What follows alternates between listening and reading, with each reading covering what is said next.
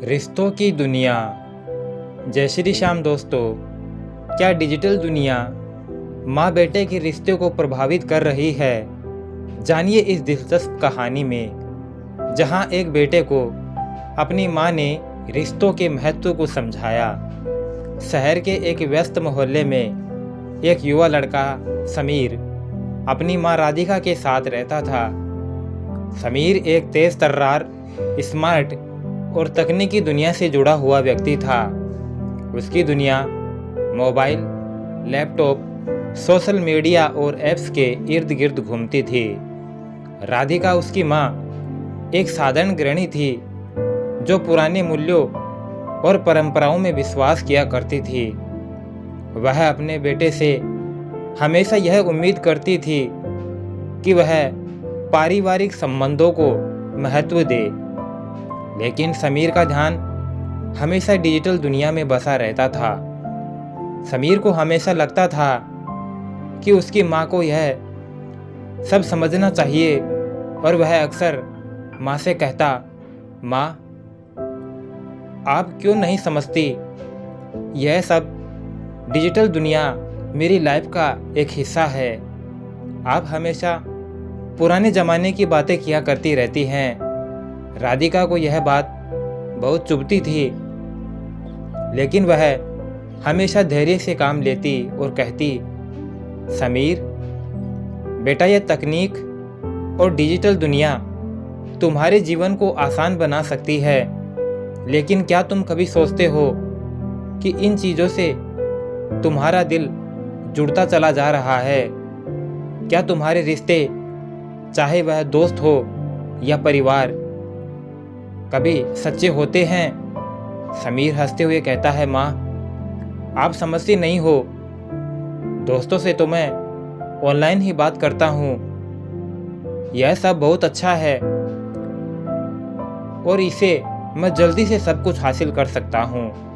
समीर के लिए दुनिया का सबसे महत्वपूर्ण पहलू था सोशल मीडिया पर दिखना, फेसबुक पर लाइक्स और इंस्टाग्राम पर नए ट्रेंड्स। उसे लगता था कि यही सफलता और खुशी के मापदंड हैं।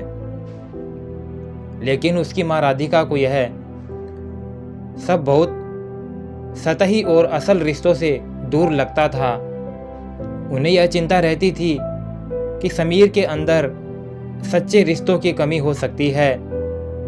एक दिन समीर को एक बड़ी नौकरी का ऑफर मिला जो उसे विदेश जाने का अवसर देता था। उसकी माँ राधिका को यह खबर मिली और वह बहुत खुश हुई, लेकिन समीर की सफलता को लेकर उनकी खुशी का एक और पहलू था। समीर का इस सफलता को अपने परिवार के साथ साझा करने की आदत खत्म होती जा रही थी। वह सोशल मीडिया पर अधिक सक्रिय था, परिवार से कम बात करता था और हर चीज़ को अपनी ऑनलाइन पहचान में समेटता चला जा रहा था।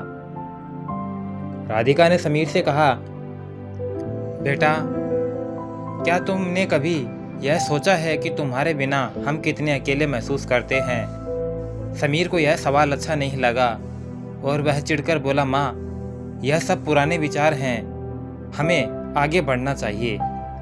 फिर एक दिन समीर को विदेश भेजने से पहले राधिका ने उसे एक पत्र दिया। वह पत्र उसकी माँ का आखिरी संदेश था, जिसमें लिखा था, बेटा मैं जानती हूँ कि तुमने जीवन में बहुत कुछ हासिल किया है, लेकिन याद रखना असली खुशी सच्चे रिश्तों में ही है। जब तुम अकेले हो तो तुम्हारे पास वो लोग नहीं होंगे जो तुम्हारी असली पहचान को समझते हैं। सोशल मीडिया पर लाखों लोग हो सकते हैं, लेकिन कोई तुम्हारा सच्चा मित्र या परिवार नहीं हो सकता। मैं चाहती हूँ कि तुम जब वापस लौटो तो सच्चे रिश्तों की अहमियत समझ सको। समीर ने पत्र पढ़ा और पत्र पढ़ते पढ़ते उसकी आंखों से आंसू निकलने लगे और उसे एहसास हुआ कि वह कितना अकेला महसूस कर रहा था। भले ही वह हर समय डिजिटल दुनिया में एक्टिव रहता था, वह अपनी माँ की बातों को अब समझने लगा।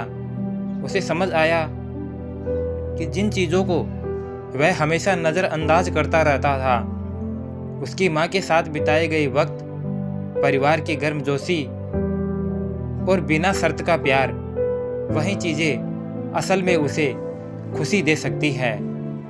समीर ने विदेश जाने से पहले एक बड़ा निर्णय लिया।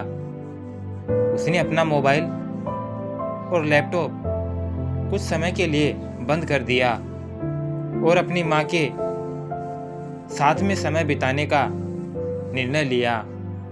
वह माँ के साथ लंबी सैर पर गया, पुराने दोस्तों से मिलने गया और परिवार के साथ कई यादें बनाई।